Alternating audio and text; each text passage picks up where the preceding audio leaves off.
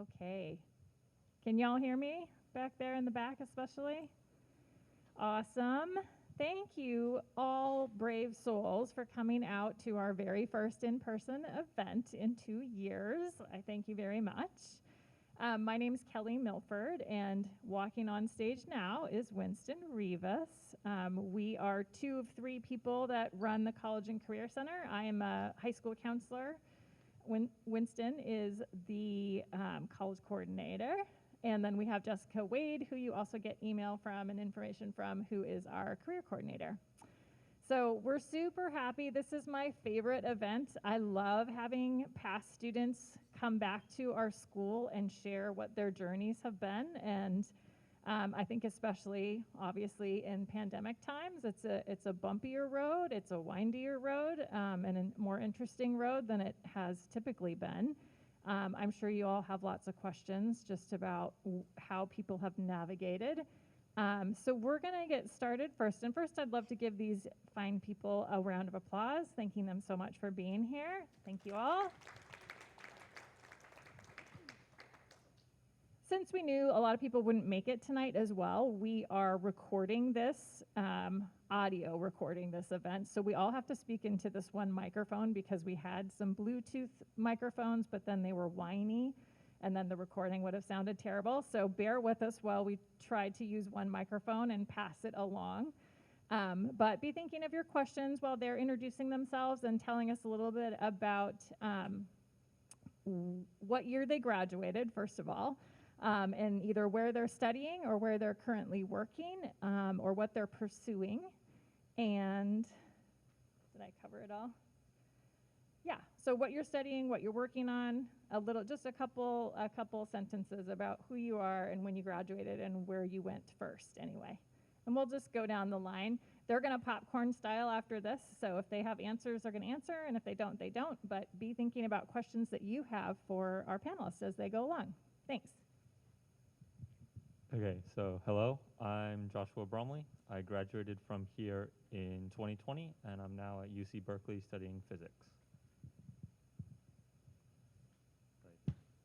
Hello, my name is Owen, and to quickly summarize my experience after high school, I graduated in 2020. I went to study an engineering program in Sweden and then dropped out in my last term because I wasn't enjoying it. And now I'm studying welding technology at PCC Rock Creek while I run my own welding business.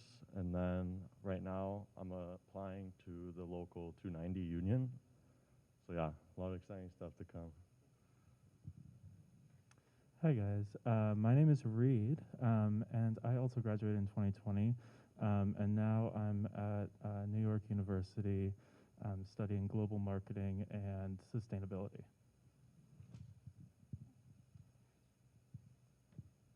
My name's Carolyn. I also graduated in 2020, and I'm a nursing major in the Washington State Honors College. My name's Ryan Booth. I also graduated in 2020. I go to college at Embry-Riddle Aeronautical University in Prescott, Arizona, and I am majoring in aeronautical science, which basically means I like to fly planes. So, yeah. Hi, my name is Zoe. I graduated in 2021. I'm currently in Washington, D.C. at the George Washington University. I'm in their honors program, and I'm studying international affairs and peace studies with a concentration in conflict resolution. Hello, my name is Viv Weinstein, and I graduated in 2020. I went to PSU to study film and film analysis before dropping out in the winter term. And since then, I've been practicing my DBT skills in a DBT group, which has been great. And I graduated from that program in October. And right now I'm practicing dance and my art. Yeah. Thank you very much. So as you decided, we're starting to go back to two years ago. How did you end up deciding what your post-secondary plans would be coming out of high school, whether it's applying to school, kind of what were some of the factors that impacted the decisions you would make as to the types of school you applied to, and then ultimately like what you wanted to pursue coming out of high school?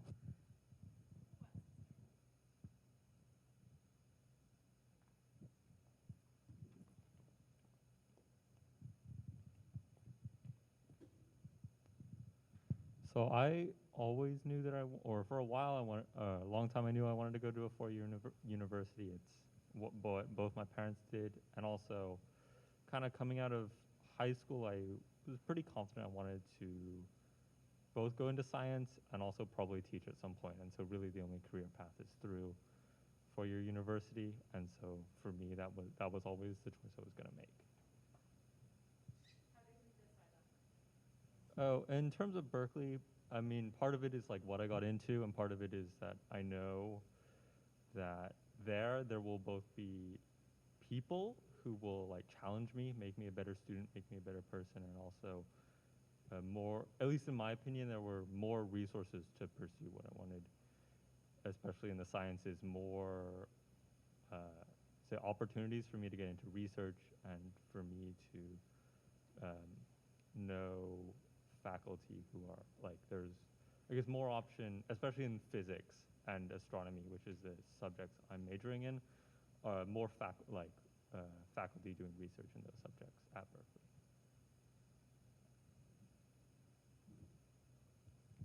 For the purposes of the recording too, could you guys say who you are when you speak?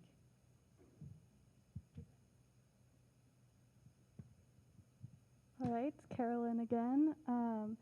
I picked nursing specifically because I wanted to go into healthcare, but I did not want to go to school for more than 4 years after high school, so because money. And then I picked Washington State specifically because I knew I wanted to go to one of the bigger public schools, probably on the West Coast was my idea. And OSU and U of O did not have nursing programs, which kind of sucked, so I had to go out of state. And then when looking at my out-of-state options, I found that through the Honors College at Washington State, there's a direct admit program to their nursing school, which is really nice because nursing schools are very competitive to get into because there's just not a lot of spots. So that's why I picked Washington State.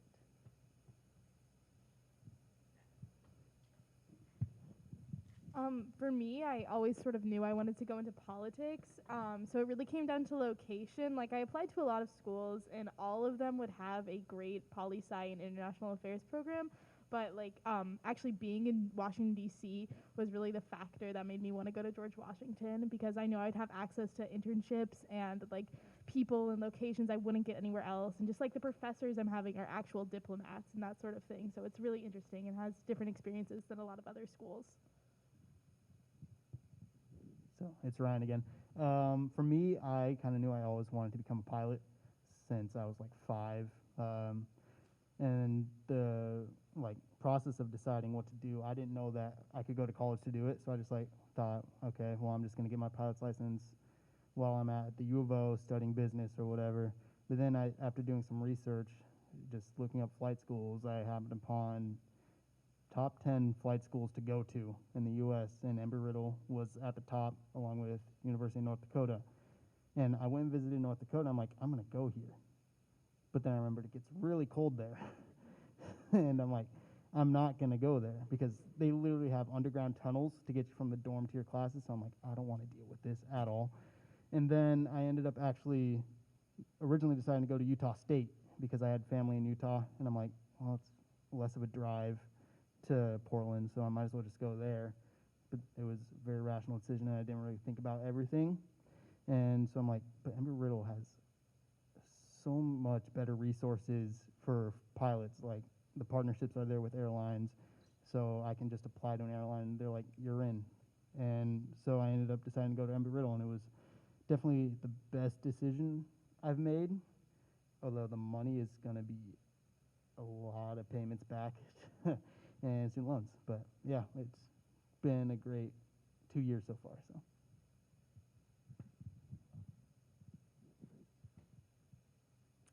Hello, it's Viv again. So, I was born and raised in Portland, Oregon, and so I knew that I wanted to attend a school, in Portland for the most part. And PSU was always kind of a draw to me. So um, when in 2019, when I was a senior, there was this instant Viking situation that happened, and so I was like, I'm going to apply for this and see what happens. And I did it, and I became an instantaneous Viking at that time and in that moment.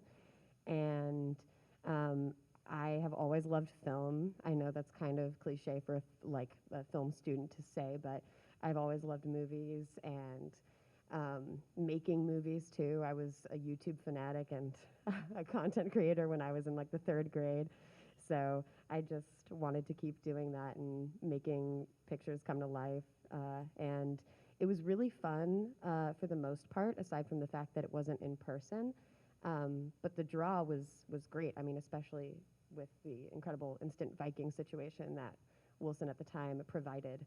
And yeah, that's just kind of when I knew. I was like, oh, well, this is it. This is it. Let's do a 4-year university experience.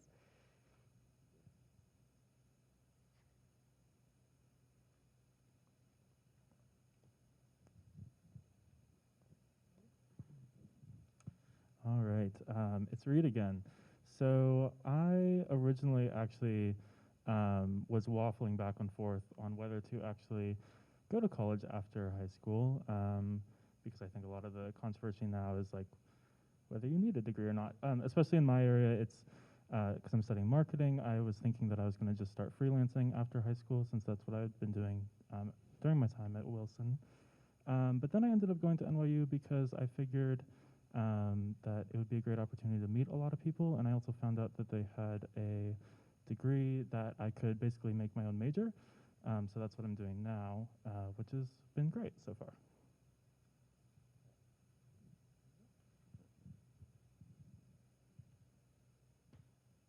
Owen speaking. So when I was in high school, I took, environmental science here, and I fell in love with that. So being a dual citizen with Sweden as well, I was able to attend college there for free. So I thought, I might as well try this, get a good experience, and meet a lot of new people. And yeah, I was studying sustainable supply chain management over there. It was just a really rigorous course. A lot of the teachers weren't very proficient in English, which was a problem when it came to writing research papers. It wasn't the experience that I was expecting, and it's funny story.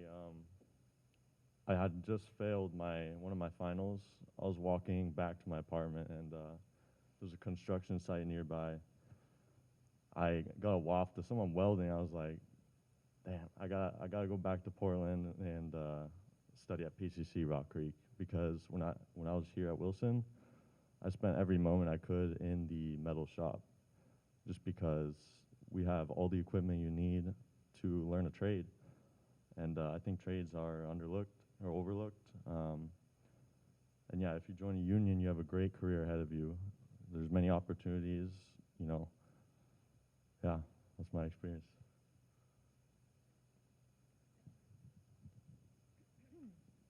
Thank you, guys.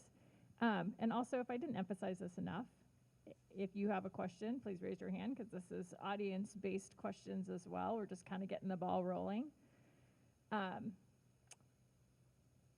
Let's see. What helped you guys make the transition from high school to go abroad, or to your college, or to your, well, you all ended up in college at least first, it seems. So what would you say are factors that helped you make that transition from high school to college? And did your plans change because of the pandemic? Who wants to answer? Owen speaking. Like I just said, I went to Sweden because I'm a citizen there as well, so my rent would be paid for. I got my own apartment, got to shop and learn how to cook. So knowing that before I went over there, I thought that would be a great opportunity to learn more about myself. I'd never regret going back there. I think if you have the opportunity to go international, try it. I met people from all around the world there, made great connections with my professors. But yeah, it just wasn't what I was looking for. But I would still never regret going back there because it's a great opportunity I had. So.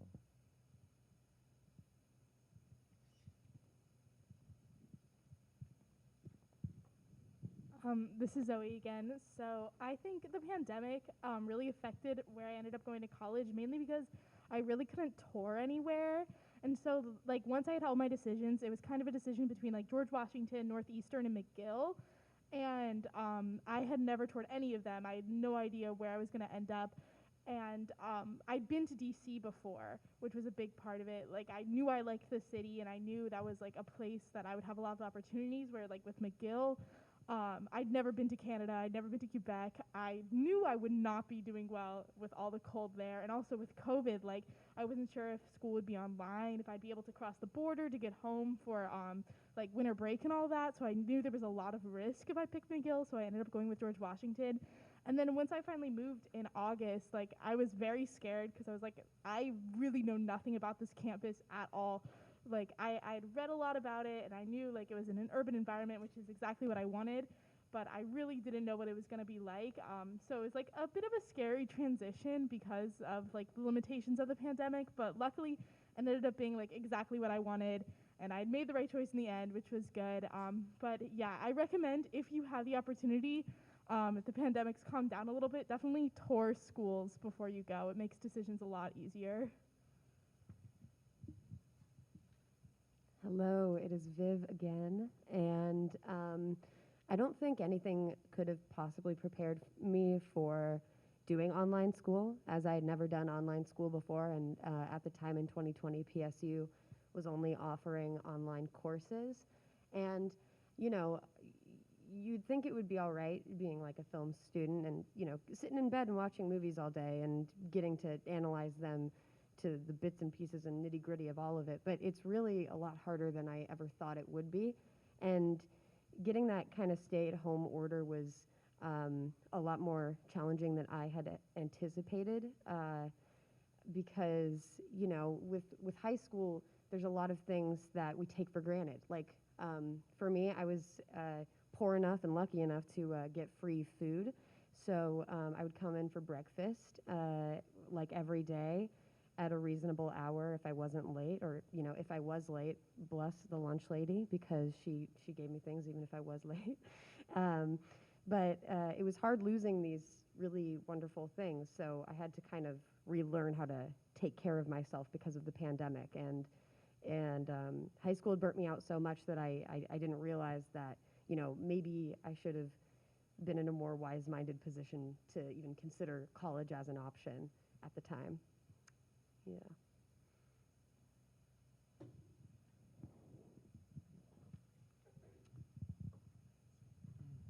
It's Reed again. I think I totally resonate with what Viv is saying. You know, I had a lot of drive coming out of high school, being like, okay, I'm going to go do this in New York, and then obviously COVID happened, and I pretty much lost all of that. So the first year online for me really shifted my perspective. Sorry, I'm just reviewing the question to think what I'm actually supposed to be talking about. So I just had a really hard time with that, and, you know, there were expectations of like, oh, this is like supposed to be this experience, and it wasn't that. And I think what I took out of that is that my surroundings really mattered a lot more than I thought they would. So I guess that's a piece of advice when you're thinking about you want to go to school. That was really important for me, and I think, yeah, just the environment really mattered, and it changed it around a lot when I was able to go in person. So, yeah.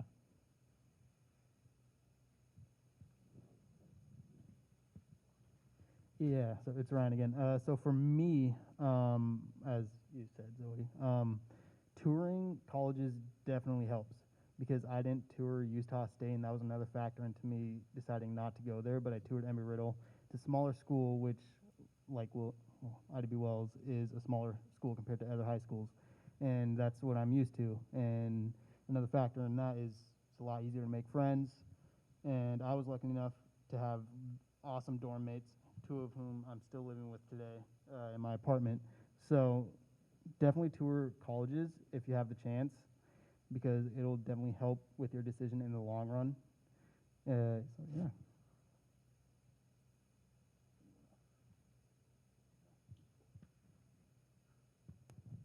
Great, thank you very much. On that, I think one of the kind of things that came out of what you guys were talking about, a lot of it was, the idea of like you may not know what to expect until you're there. So I'm very interested, like as you've already, for some of you that have been back on college campuses or are still doing a portion of it remotely, and that you've been through the application process, what are some of the things, some advice that you would provide to maybe a junior or a senior that maybe is currently undecided right now and they're working through this process? It's a part of the year where students start getting burnt out. Like, what advice would you give them right now as they're working through their process?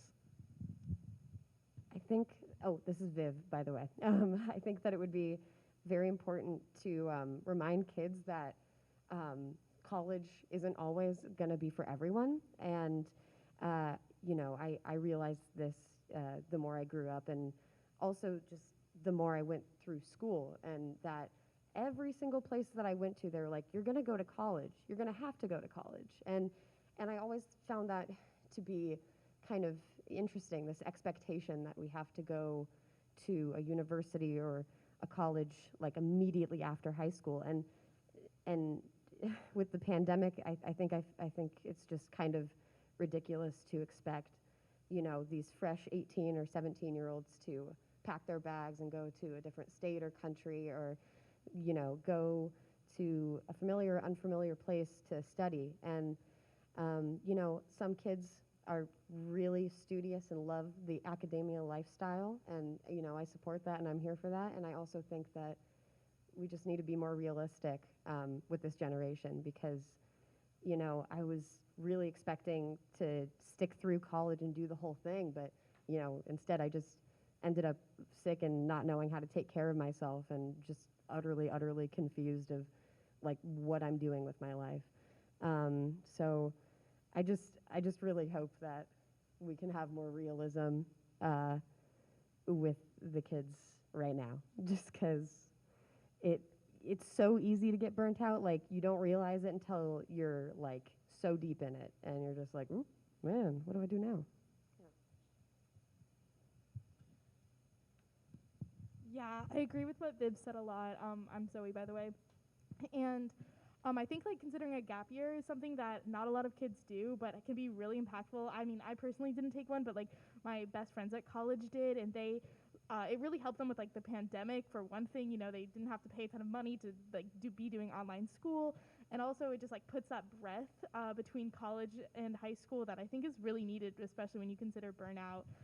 And then just like a small piece of advice that I know a lot of my friends and myself sort of wish they had when they were applying to colleges is apply to a lot of different schools and like different levels of schools. Like, don't just apply to your Ivy Leagues. Like, have safeties, and then also have mid-tiers. Mid-tiers are kind of surprising. Like, a lot of the times you don't expect them, but they do end up giving a lot of money, which is important.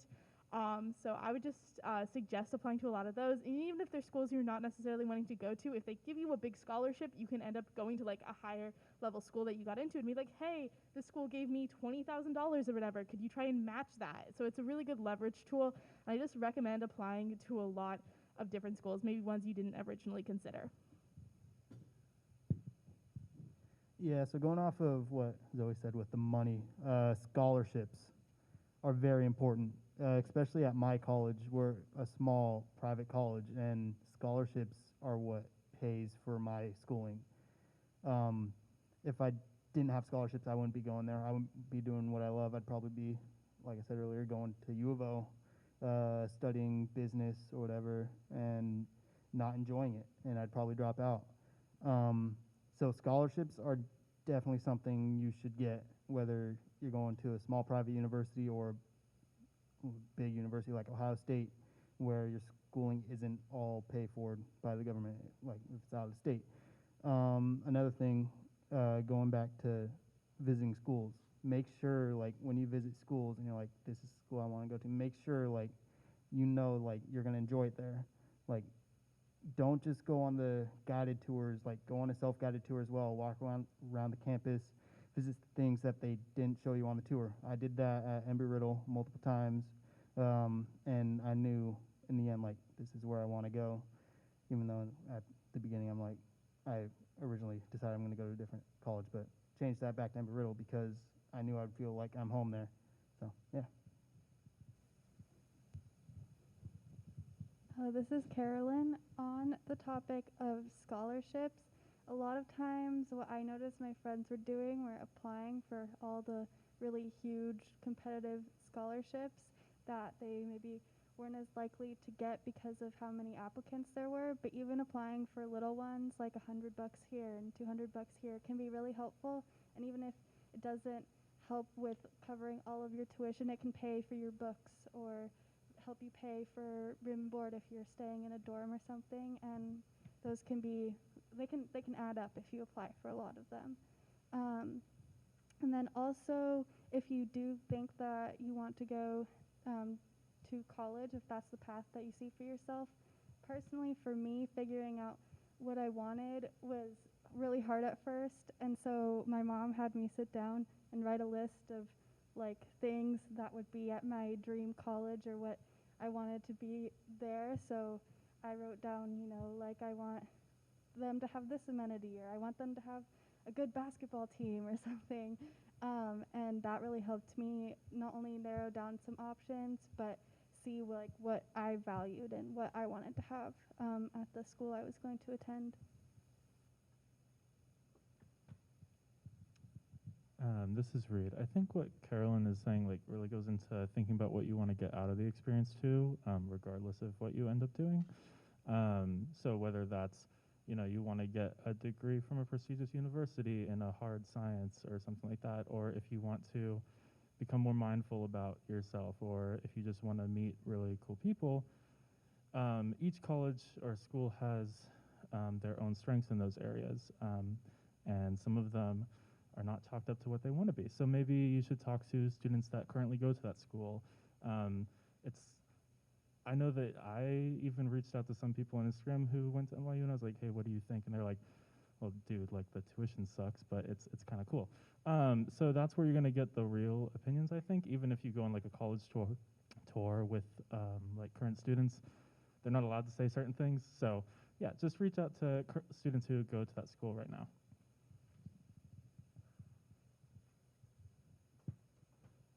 Owen speaking.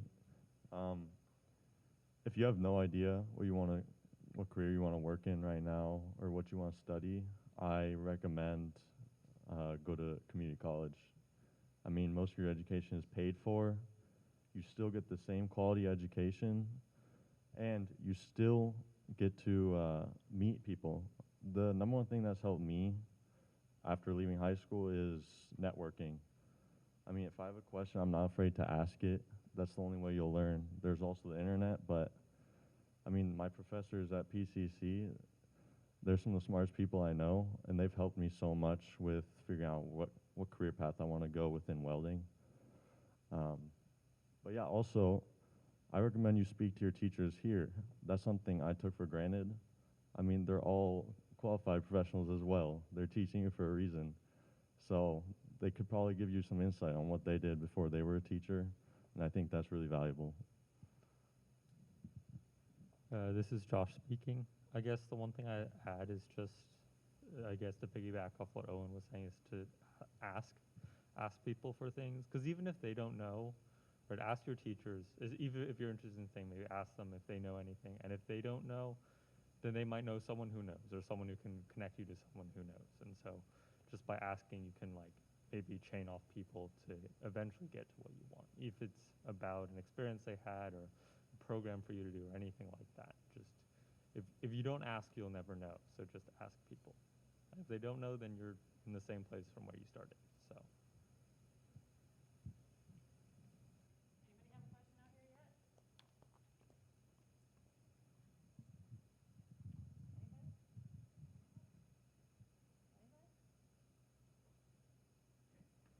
Anybody? Okay, quiet room over here.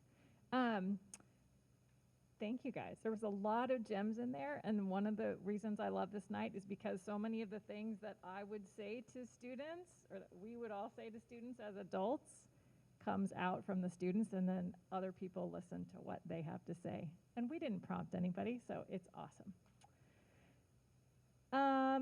Let's see. I would like to know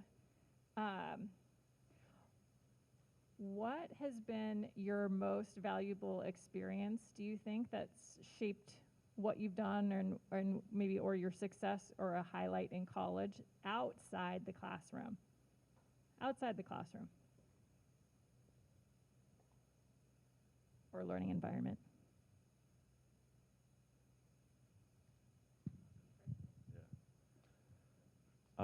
When I was in high school, I was really introverted. I barely spoke to anyone.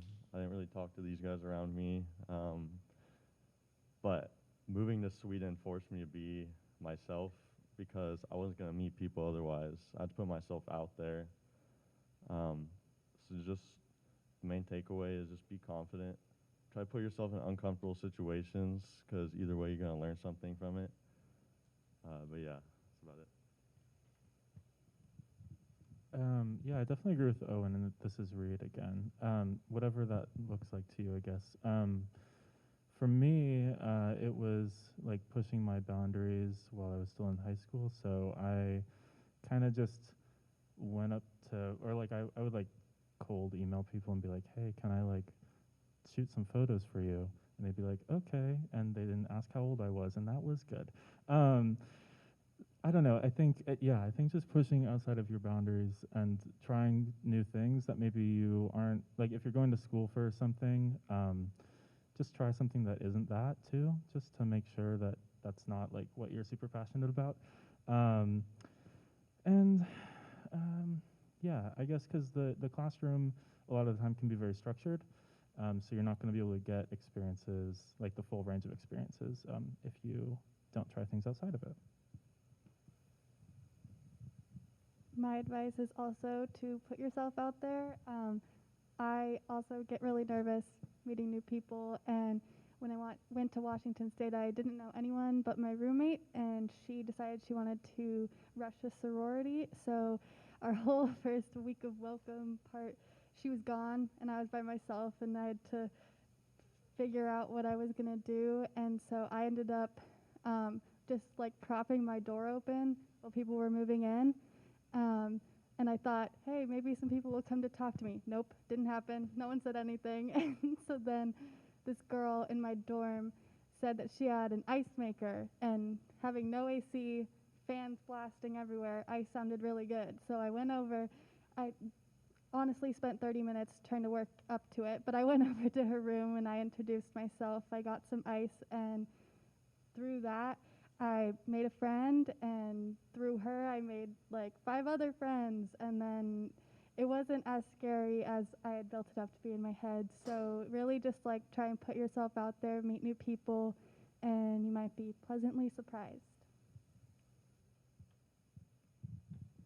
Yeah, so this is Ryan again. For me, I was also pretty introverted in high school. I had a pretty small group of friends. Sure, I played sports, but even then, I only really hung out with a couple of people. And going to college in a state that's 1,000, 1,500 miles away, where I don't know anyone, I was really nervous.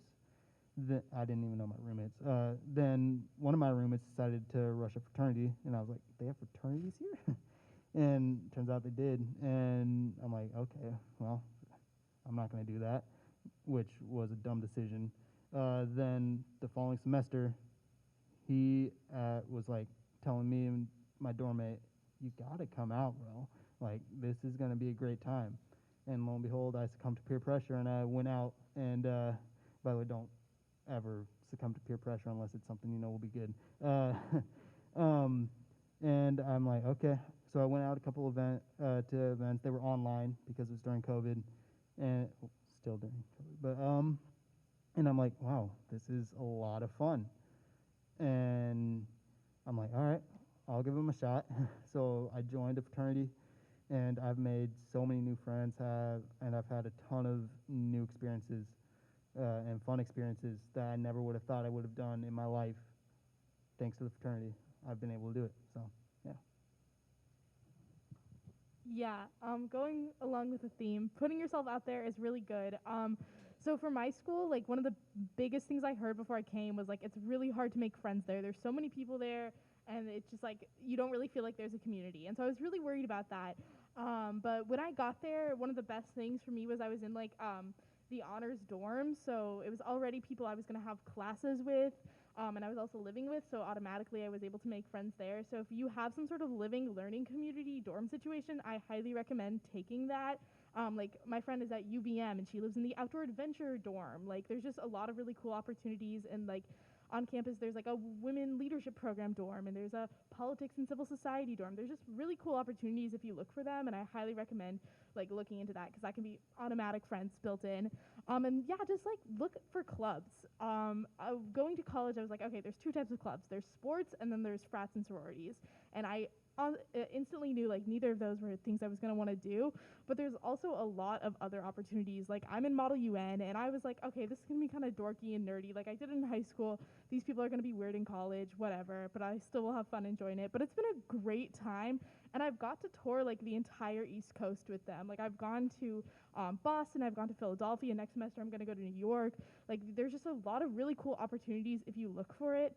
I'm also in like the literary magazine. Just like look for things, and people want to make friends. They will come up to you, and you'll be able to cultivate a really good community if you're out looking for it. So yeah, just keep your eyes open and always like say yes to fun things, but not drugs.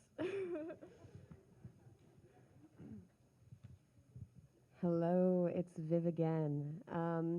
So in high school, I was quite outgoing, quite a little bit of an extrovert. And then when the pandemic hit, much like everyone else here, I had the exact opposite happen to me, and I became incredibly introverted. There was actually a point in the beginning of 2021 where I would not leave my house because I didn't want people to acknowledge me or see me at all. And I will say, not the most fun, but it's all right because things are better now. I mean, look, we're right here, back at Wilson, back at Ida B. Wells. But I will say that, you know, having things to look forward to and participate in I'm very thankful for these things and opportunities, and even just through Wilson, I was able to meet some really cool people, especially just this wonderful artsy community, and I was a part of a art/fashion walk a few months ago, which was really fun.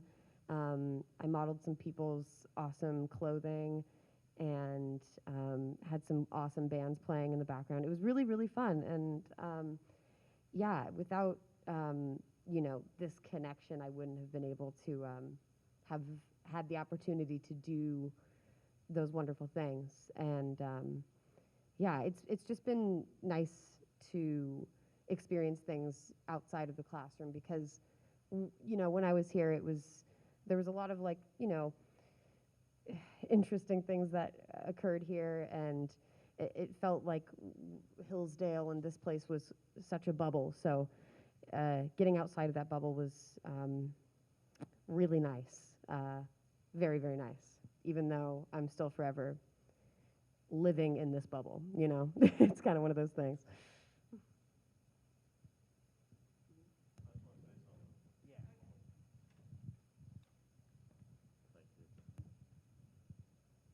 This is Owen again. I just want to emphasize, if you have clubs at your school, take advantage of those because, I mean, I was an engineering student in Sweden, but there was also a business school, and I saw that they had an investment club where they got to use the school's money to invest in certain stocks.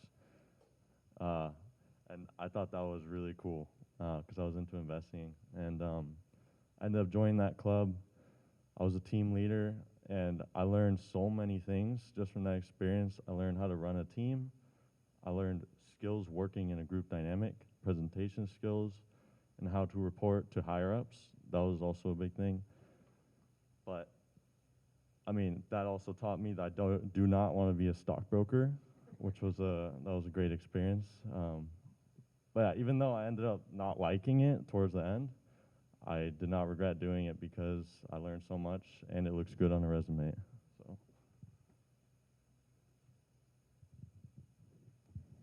Great, thank you. Does anyone have any questions for our panelists? Yeah.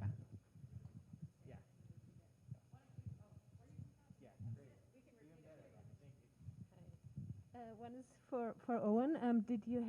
Was your American high school diploma just accepted in Europe without any extra AP classes? And then I have a second question for Josh.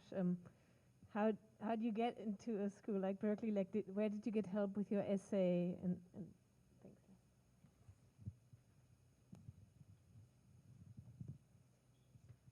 So applying to school in Sweden was kind of complicated. They don't have the ACT or those standardized tests.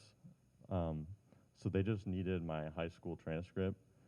But instead, they have high-level requirements for classes that you should have taken in high school, which I knew about, or I wish I knew about it earlier on in high school, because it would have made it easier to get in. But yeah, all they needed was my high school diploma, just to show that I was qualified to get into that program.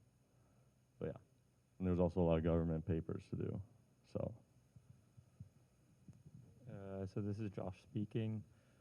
I don't really know.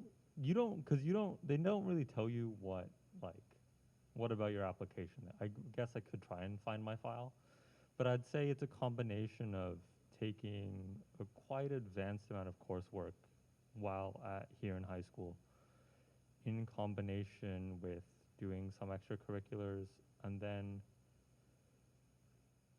in terms of essays, because the essays for the UCs is you write 4 slightly smaller ones instead of one large one like the Common App, which is you have your big essay and then some smaller supplementals. But for the UCs, it's 4 essays of equal weight. And so I'm guessing, if I had to guess, it would partially be the content that I wrote about in those essays about some of which again piggybacks off of some of the extracurricular and volunteering work that I did. And then, because I really just edited my essays by myself, my parents and some of my friends are better writers, so I don't really know, can't point you towards any professionals or anything like that. But I'd say it's a combination of, I guess, tests, academics, and extracurriculars.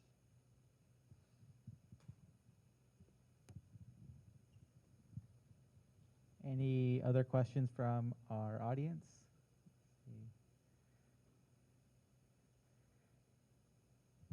I think on that note, I'm wondering, for you as students, I think a lot of times our families ask us as counselors and coordinators what they can do to support their students. I'm wondering what you, as the students that went through it, what are some things or advice that you would have for families or parents as they're supporting students to make that decision of what they're going to do after high school?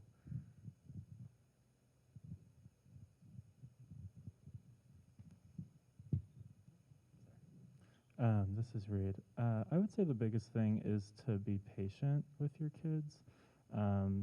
They're probably trying to impress you as much as they're trying to impress themselves. So be patient and just maybe ask questions like, what can I do to help? Or is there any areas that, you want some clarification on? I don't know if that's good advice or not. But I think, at least for me, I don't know. I guess I wish that my parents were more involved in the process, but in a non-judgmental way. So yeah, there you go. That's my advice. Be empathetic.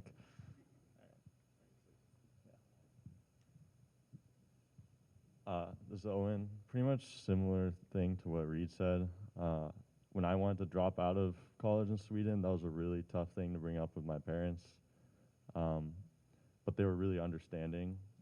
So I think parents, you should realize that honestly we don't know what we want to do until we're maybe mid to late 20s. So just understanding that we're going to change different career paths all the time. We're going to have different interests. I think the fact that my parents allowed me and supported me to follow all these different interests has been the best thing ever, because it's just an ease of mind pretty much. But yeah. We've got a question. I can probably reach you. Just curious, I don't think any of you did a gap year, But looking back, both because of COVID, maybe where you were as far as knowing what you wanted to do, would any of you guys go back and make a different decision now as far as taking a gap year?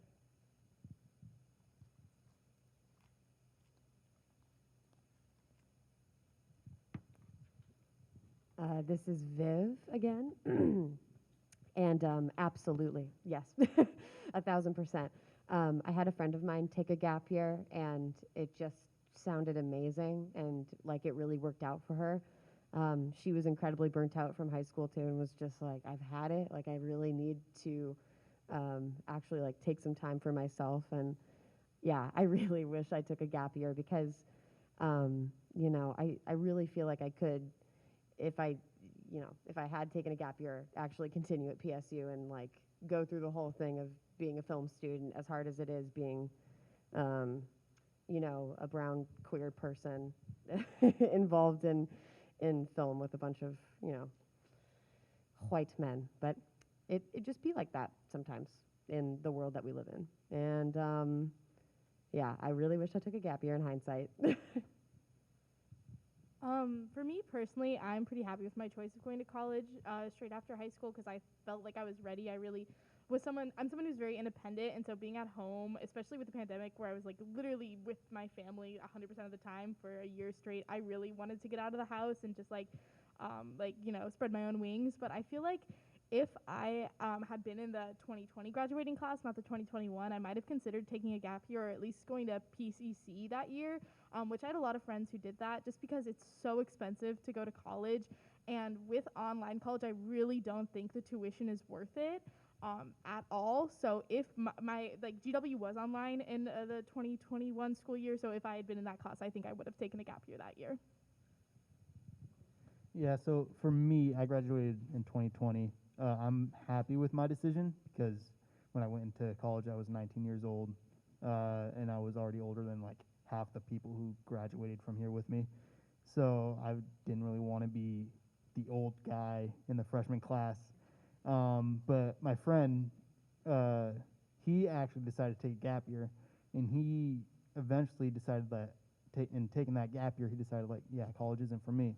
So now he's working at a warehouse making crazy good money, driving forklifts, and he's going to start working on his real estate license. So that gap year is always there for you. And consider it, because maybe it'll help you decide maybe college isn't for you. Maybe it'll help you decide I do want to get away from my parents and go to college. So, yeah. This is Carolyn. Personally, I was able to have the opportunity to move out of my parents' house after I graduated, and I did online school in Bend, Oregon. And I think if I didn't have the opportunity to have some independence and some space, a gap year might have been nice, but since I was able to, work on that independence while still doing my studies, it worked out well for me, and I learned how to cook, so that was good too.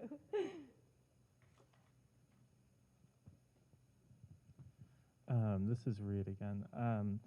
Taking gap year was something that I thought about for a while, but I think that the reason I didn't end up doing it was because I think I was scared of what would happen in the meantime.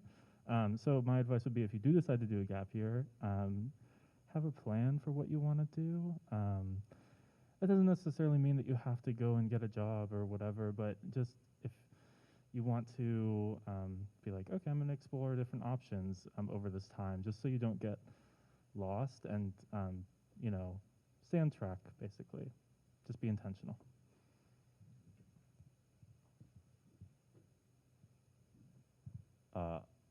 Since I went to Sweden, I got away from my parents.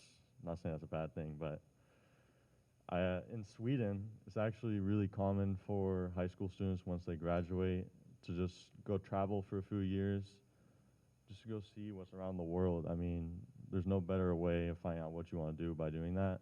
Or they would go and work someplace, and then once they knew what they wanted to do, they would go back to school, because there were about 20 people in my class, and every single one of them knew exactly what they wanted to do with their life, because they're mid-20s, mid to late 20s.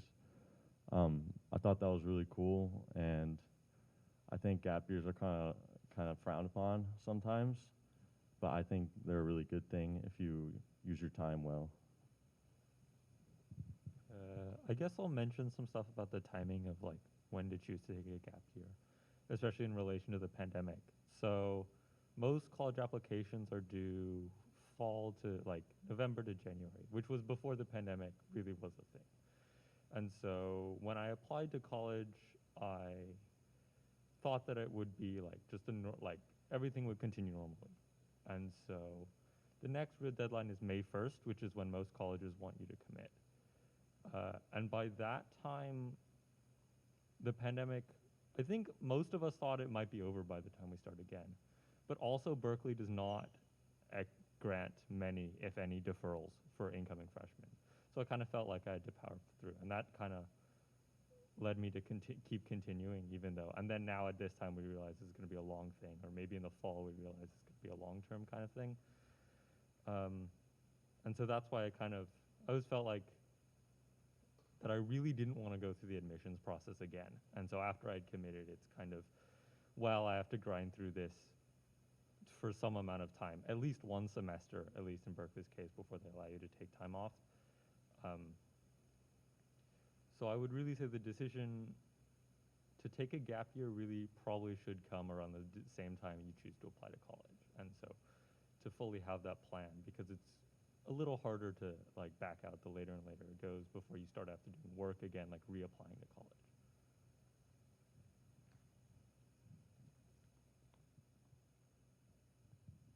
Thanks. I'm wondering, unless anybody has a question. I'm wondering, in the various places that you all landed, what would you say are the most important resources or things you've taken advantage of from your schools or within your schools on your campuses? Resources that you've used or that have benefited you in some way based on where you are landed in school?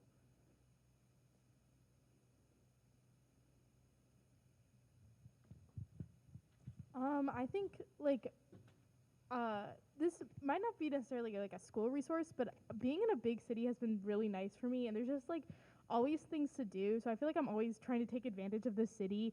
I knew I didn't want to be in a rural place, and I've heard from a lot of my friends who are in like more rural college towns, there's just like nothing to do. Like even I have friends who are in like Isla Vista and Burlington, and they don't know what to do with their weekends. You know, the school has events, but not a ton.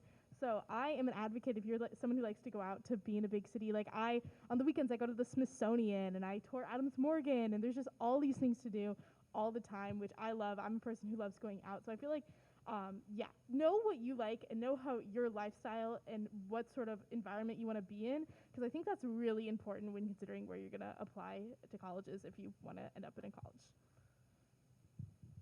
Yeah, so this is Ryan. For me, from like the having fun stuff to do standpoint, Prescott is a pretty small town and there's nothing to do there and it's full of old people. So driving there sucks because everyone's going like 10 miles under the speed limit, which doesn't make it fun. I don't speed, just putting that out there. But when you get down to Phoenix, everyone's going 30 miles over the speed limit, so it's kind of varying there. But there's nothing to do in Prescott. So for me, the resources that I have used was the events that my school puts on. We have this thing called October West where it's basically like Spirit Week here, where they have different events going on all week, and to cap it off, they have an air show because Aviation University, which we didn't have the air show this year, which sucked. But so I utilized that, and then joining the fraternity as well. We do a lot of fun things. We started these things called hockey nights, where we just go over to the fraternity house and just watch hockey all night and hang out and have fun, play games, play pool, play ping pong, do whatever. So going off of what she said, definitely make sure that you're going to enjoy it in not just the college, but in the town too. Like there's fun things to do, because that's one thing that I do regret about Embry-Riddle, is that there's nothing to do in the surrounding area at all besides maybe hike or climb a mountain. So, yeah. I also ended up in like rural Washington this time, and Washington State. Basically, what you do on the weekends is the frats throw parties. So if that's what you're into, sure. But for me, I personally like going. The university sometimes hosts like arts and crafts nights, so they have like painting supplies, or you can make fun bracelets and stuff. And for me, after like a whole week of studying, it's sometimes nice to like just sit down and do some sort of like mindless tasks instead of going out and being crazy all the time.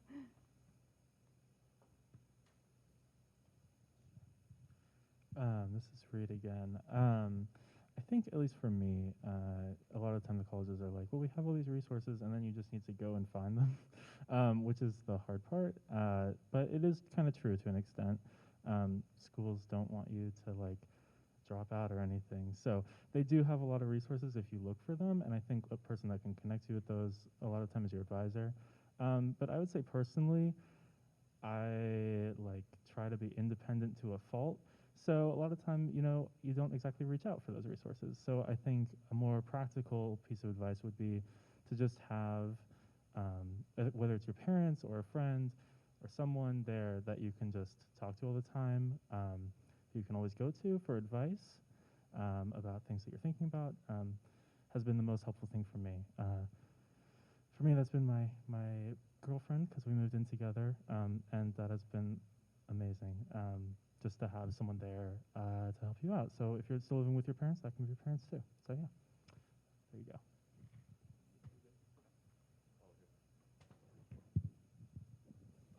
I'll just say, I guess more because a lot of them have talked about the social side of things, on the more academic side, the professors.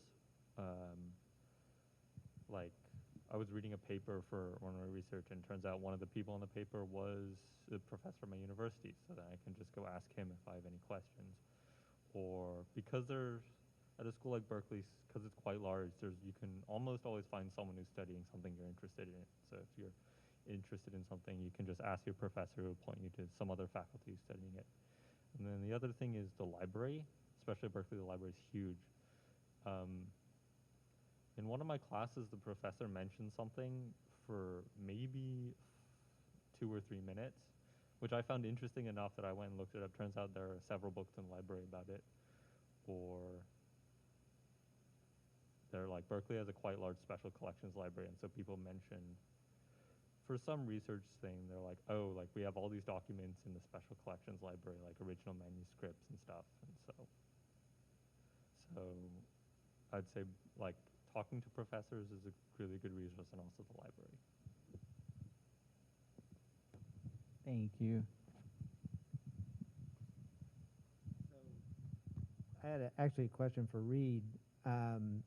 Just kind of following on the comment about going to a larger city, just was curious about your experience in making a transition from Portland to New York, and what was that like for you? And then also living in New York, and how that's been. Like, has it been challenging or really, rewarding or exciting? So just curious about that.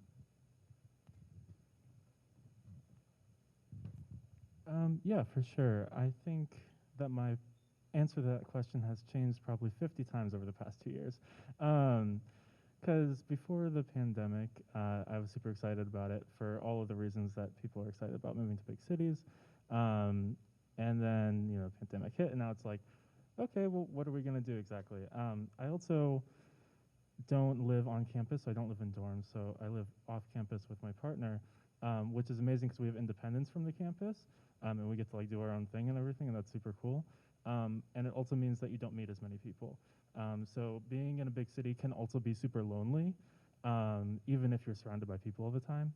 So I think that's something that you have to be really mindful of if you move to a big city, because you're not like forced to be around the same group of people all the time anymore. Like you were in high school, you do get to do kind of whatever you want. So that has its ups and downs, if that answers your question a little bit.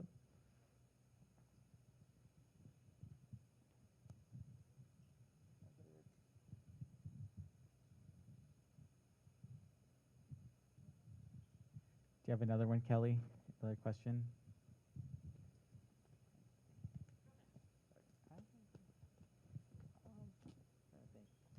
Now that I think on like that kind of, I'm interested to know like how do you take care of yourself as you're going through this part of your life where you're working on stuff? Like, how do you spend time to take care of yourself while you're either studying or working or all this other stuff?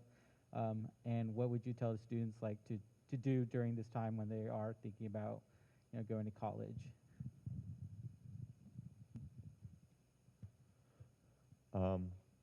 I had a really busy schedule studying in Sweden, and I still do now.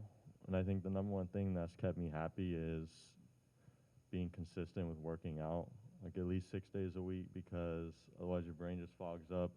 You need to get moving. But yeah, mental health and physical health are really important when you're in school.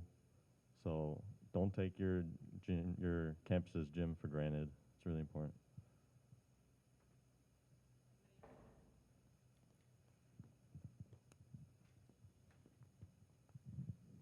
Yeah, so I think going off of what Owen said, basically for your mental health, make sure you can, like, you don't necessarily need to take a ton of classes if you don't have to. Make some time for yourself in between classes. Like for me, this past semester I had classes starting at 7:45 a.m. in the morning, and those sucked. And I ended classes at 1:15. Then at 2 o'clock, I have my flight block, which is basically where I fly and do all the flight training stuff. So make time for yourself to, get your mind right, go home, take a nap, get some food, go work out. Don't just cram everything in. You got to make time for yourself so you know you're going to, be fine for the whole day. Make time to go get coffee with friends. Just don't have a full load every single day. Space it out throughout your week. This is Carolyn. I would also recommend finding some way to be active, or even just to leave your normal environment, leave your room. So for me, I go to the gym, but you can go for walks, or you can, go meet some friends for coffee. But it's good to take a break every now and then, and not just burn yourself out by constantly studying and staying in one spot the whole time. Yeah, this is Zoe again. I think balance is super important, and I don't really think I learned that lesson my first semester. I'm someone who's very go, go, go, and after, being basically trapped inside for a year, I was like, I'm going to do every single thing possible. I joined a ton of clubs. I'm taking 17 credits worth of classes, and so when I'm not in class, I'm studying, or I'm at a club. And then when I'm not doing that, I want to be with people all the time. I never want to be alone. And I've unfortunately the coolest roommates in the whole world. So then we're up to 2, 3 a.m. every single night just talking, which is bad. And I did not get enough sleep this whole semester. And I didn't really think it impacted me. But then the past 2 months of school, I was sick the entire time. It was definitely impacting my health. And I didn't really want to acknowledge that because I was having a lot of fun. But as I've come home for winter break, I've been sleeping actually, and taking time to rest. And I've realized how much of a strain I put on my body by just constantly doing things and never really having time to sort of recuperate. So next semester I'm gonna hopefully do better. I also have a job, so even on the weekends I would be working constantly. I would be out with friends till 2 in the morning, come back, sleep for 4 hours, and then go to the opening shift. It was not good at all. Very fun, but not good. So yeah, I think just really planning out what you want to do and planning in times to rest is super important.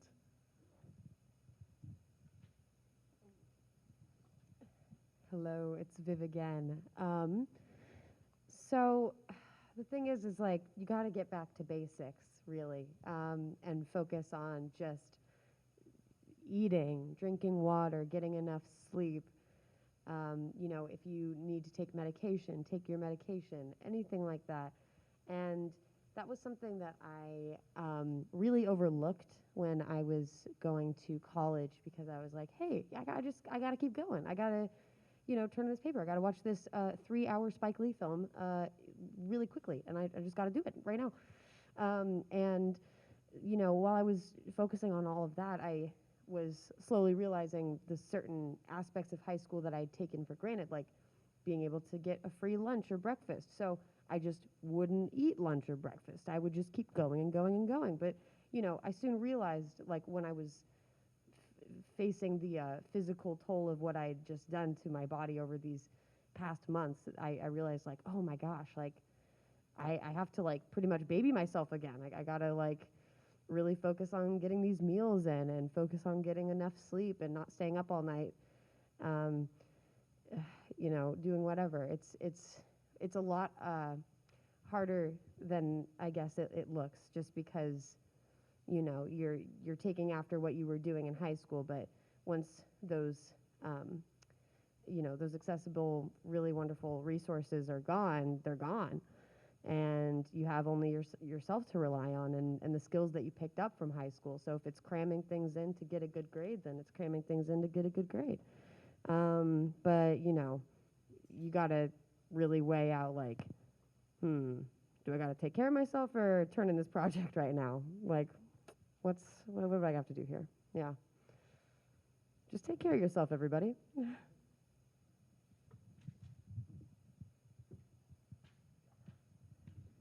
Yeah, I'm just going to go off the sleep thing. Sleep is very important. At our age, we're supposed to be getting 8 to 9 hours of sleep. For pilots, we don't fly if we have less than 5 hours of sleep, which even then still really affects you mentally with only 5 hours of sleep. My roommate, he's a space physicist, which is a crazy hard degree. There were some nights where he would be up until 4 a.m. working on a homework or studying for a test, and he would have to get up at 8 a.m. And that really affected him mentally, and he wasn't necessarily in the best place for most of our freshman year. But this past semester, he's like, okay, I need to make more time for myself. So he set all of his classes up for 11 a.m. and ending at like 4. So he would have the whole morning to himself, then he would have nighttime to himself, and he could just get those classes done. Sleep, I cannot say this enough, is very, very important. You're not going to have your parents there to wake you up if you're going to miss a class. If you miss a class, you miss a class. It's not the end of the world. But making sure you get enough sleep is very, very important. Hello, it's Viv again. I have one more thing to add. Structure. Structure is so important. This can help with sleep, in fact, and just existing as a whole. But I just wanted to mention that because during the pandemic times, in the beginning of the pandemic times, I just did not have structure, and I, lost grasp on a lot of things, especially relating to time. I have a very hard time telling time now and how much time has passed and everything like that. So just, get down to the roots. Take care of yourself, Yeah.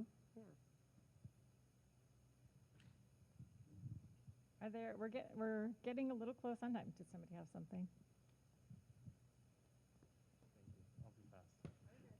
This is Reed again. I just wanted to throw in really quick. I think a lot of the time we talk about, like, make sure there's time for yourself, but also what do you do during that time is really important. So for some people that's working out, but like for me that's scrolling through TikTok.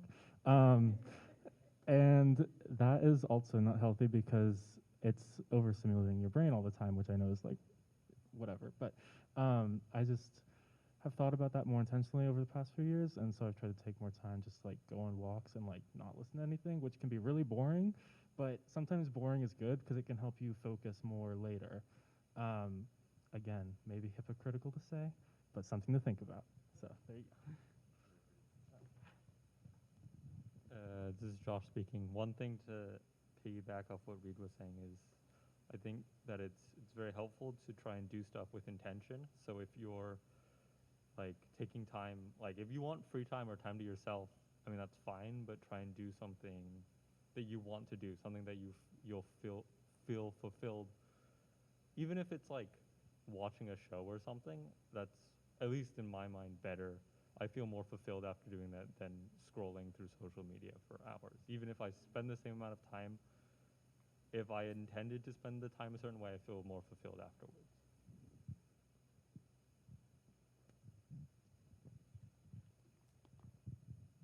Okay, we're getting close on time. Any questions from the audience?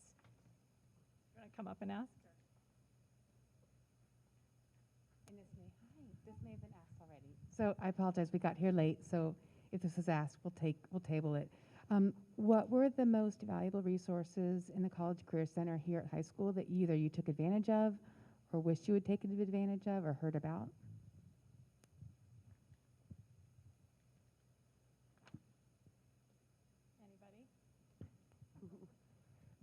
Well, actually, you were very helpful and kind to me when I was in high school, with especially dealing with college things. There was so many times when I would like burst through the doors and just be like bugging out because I didn't know what to do, or I was just like, I'm poor, help, like what do I do here? And there was a lot of awesome scholarship opportunities that Wilson provided, and just especially in the beginning of the year in the fall, there's just a lot going on in the College and Career Center, like so much more than I ever imagined. And, you know, when you're a senior, they want you to go in there really as much as you'd like to finish or figure out anything that you have to do. I mean, you get to, even if you want to, if you'd rather focus on getting a job, you can do that, and they can help you with your resume. And then you just have a resume after you're done with high school. It's great. But yeah, I really appreciate the support given from the College and Career Center.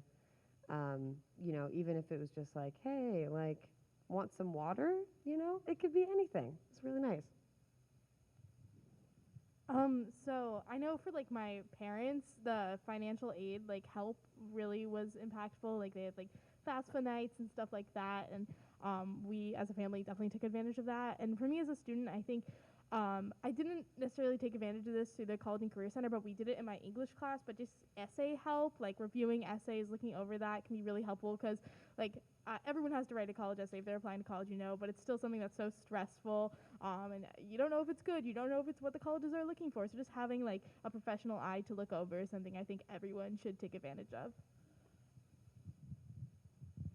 Yeah, so for me, I honestly didn't utilize the college and career place as much as I think I should have. Like, I think I only went in a couple times, and that was for like looking at a couple scholarships and then Common App essay, just getting help with that. And I definitely wish I utilized it a lot more, because applying to college is very stressful, especially when you don't know where you want to go or what you want to do. And these guys are here to help you. They're there for you to help you out, figure out what you want to do in your life, figure out where you want to go, or even if you don't want to go to college, figure out like what you want to do outside of college. They're there to help you, and I definitely wish I utilized them a lot more than I did. This is Carolyn. I was at a slight advantage because my mom comes and works in with the College and Career Center sometimes, and she hosts those FAFSA nights.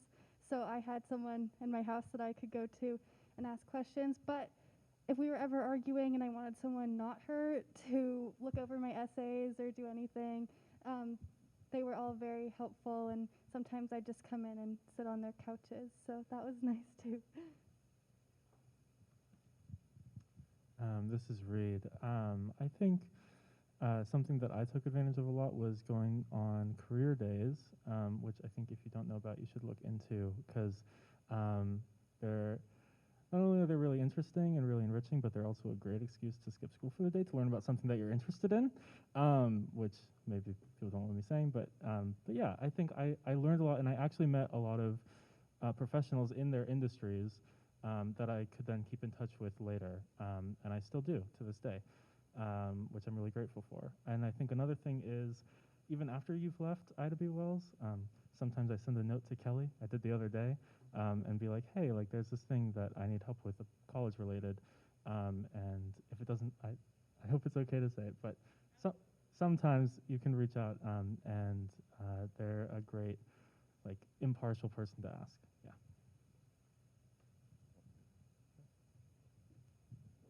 This is Josh speaking. I guess, I mean, I didn't really utilize the College and Career Center too much, but one thing I would say is there are more colleges out there than anyone has time to apply for, or really even time to research. And so especially if you know what you want to do, definitely try and ask people about like what colleges have good programs for this. Especially, I think Zoe mentioned it earlier, like mid-tier colleges are the ones that generally I think people don't know too much about. Whereas like everyone knows about the very prestigious like, top 20 colleges, and everyone knows about the state schools here and community colleges, but kind of that middle in between where you can be successful at these colleges, get in and be challenged.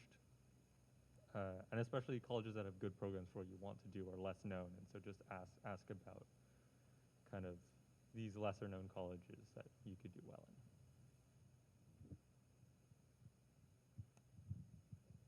I think we have time for one last question. Okay, great. Well, once again, if you can give a round of applause to our panelists.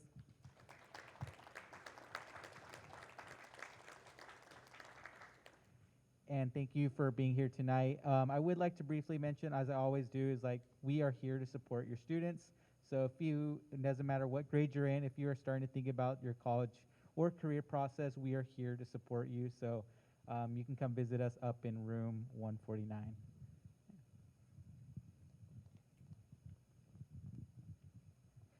The mic passing.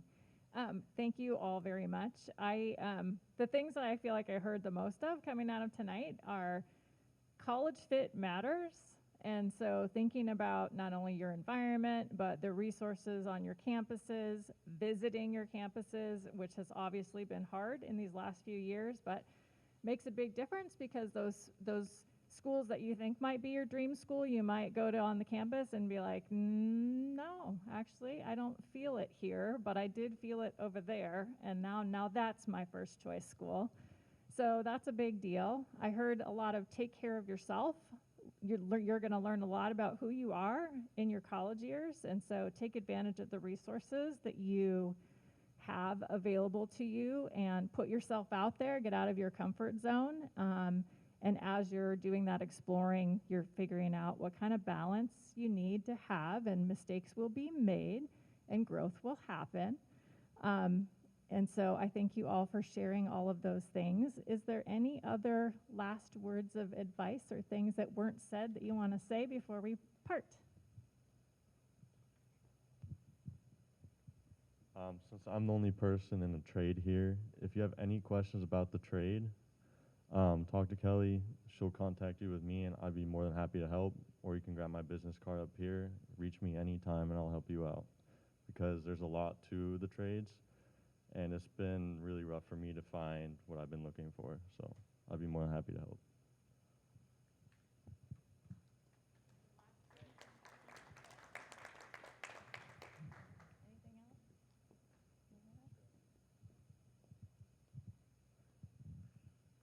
Just read one more last time tonight before you all go home. I think just one thing to keep in mind is to be empathetic with yourself and each other. Like I was saying earlier, college is not the end-all be-all. You have probably, hopefully, 80 years more to live. Who knows what it will be when we have advanced technology in another 30 years. But anyways, yeah, it's a cool part of your life. It is not all of your life. So just be kind to yourselves.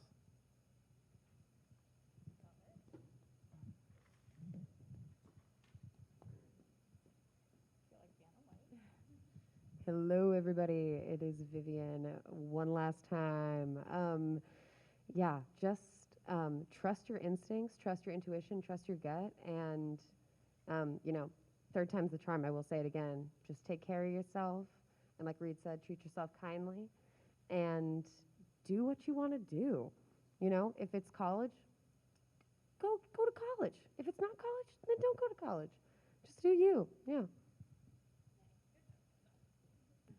Thank you all very much. One last round of applause.